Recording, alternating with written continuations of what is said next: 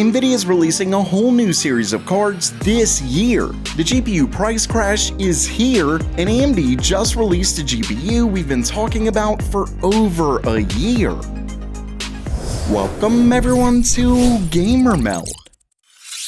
Okay, it's news time, and first up for today, this story is a little old at this point. I have no clue how I missed it, but it's definitely something we need to discuss. As many of you know, gamers have been really disappointed with multiple aspects of Nvidia's newest 50 cards, with one of the big ones being a lack of VRAM, that and just poor performance in general over last gen. But Nvidia plans to rectify this with a whole new series of GPUs, their RTX 50 Super cards. But what's wild is that they could be coming a lot sooner than we originally thought. As you can see right down here, it says there has been some speculation and rumor that Nvidia was planning on releasing them in early 2026 with a big CES 2026 reveal. However, based on information obtained from their sources, the RTX 50 Super Series refresh is actually on track for a holiday 2025 or Q4 2025 release. Meaning Nvidia could be releasing these new cards as early as October 1st if this ends up being right. And that of course means Nvidia would be releasing replacement cards in less than a year after the release of their original 5000 series. So Nvidia is definitely not happy with the sales of their Blackwell GPUs. When it comes to those new cards, I have gone over some of these before, but as a quick recap, the Super cards come in 3 flavors so far: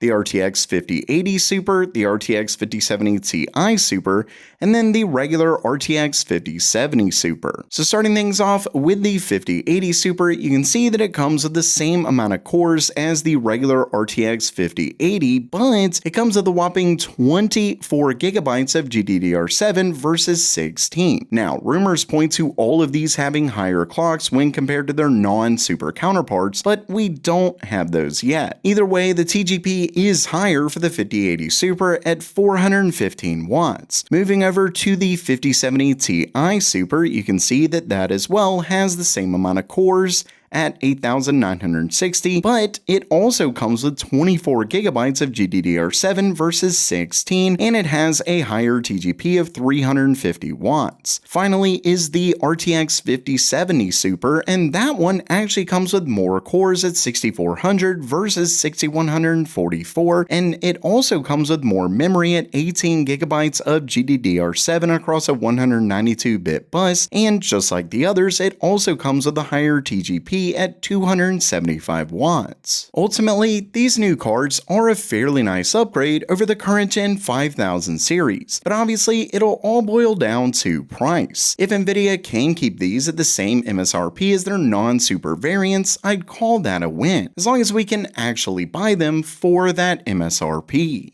And next up for today, the GPU price crash is here, which means cheaper GPUs all around. But before I get too deep into it, I have to tell you that you don't need to spend a bunch of money to build out your PC, because today's sponsor can save you a ton of money. I'm of course talking about Java, the only marketplace that was made for gamers by gamers. So it's built specifically to get you all the parts for your PC build at a fraction of the price. Whether it's GPUs, CPUs, motherboards, even peripherals, Java has it all. Like this MSI 6600 XT for just $180, or how about this Ryzen 7900X for just $260. And besides their buyer protection, they also have verified sellers to ensure you're getting your parts from a trustworthy source. Just look for the check mark on their profile. Now, if you're someone who doesn't want to build your own PC from scratch, Java has you covered, because they have a slew of awesome boutique pre-built gaming PCs to choose from, whether it's saving money on a value PC or going all out on a pro gamer model. Java has it all. So don't wait and visit the link in the description below to get your parts for a great price.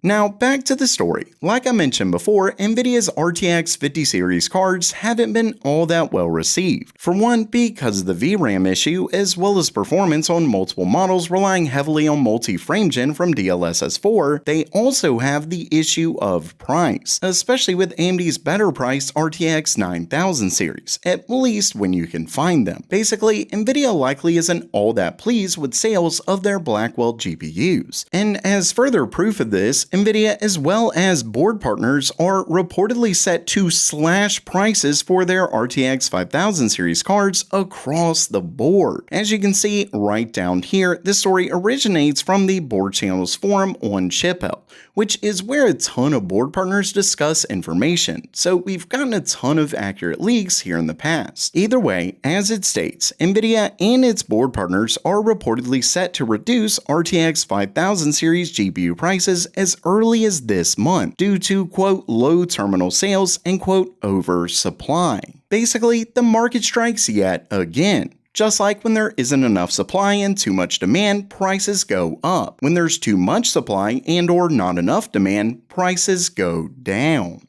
And lastly for today, AMD just quietly released a GPU that we've been hearing about for over a year now. It's called the RX 7400, and yes, as the name suggests, it's based on RDNA 3. So I guess if we can't get cheaper GPUs from current gen, we'll have to get older cards instead. Either way, like I said, AMD did in fact release this GPU, as we have all the specs right here on their official page. And starting things off, you can see that it says the RX 7400 desktop graphics card is designed for advanced gaming and streaming experiences at 1080p. Then when it comes to the compute units, it comes with 28, which is a bit of a decrease from the RX 7600 non-XT, but it's not terrible. Moving down, we also have the TBP, which I will say a lot of outlets are reporting this 43 watts, but keep in mind that that's the GPU power.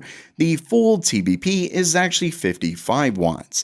Now, unfortunately, it doesn't give us clocks, but while it isn't here, it does have 8 gigabytes of VRAM. The wild part is the fact that so far, this has only been listed on a Dell Pro Tower system. So this may or may not be a DIY GPU. So far, it does look like it may just be for system integrators only. But of course, we have seen AMD release these for the DIY market later on, even if they initially released for OEM markets only at first. With that said, I will say that a lot of times with these GPUs, it actually explicitly states that this is not for the DIY market, this is only for system integrators, but at least in this case, it does not. So maybe, just maybe, we'll finally have a cheaper GPU.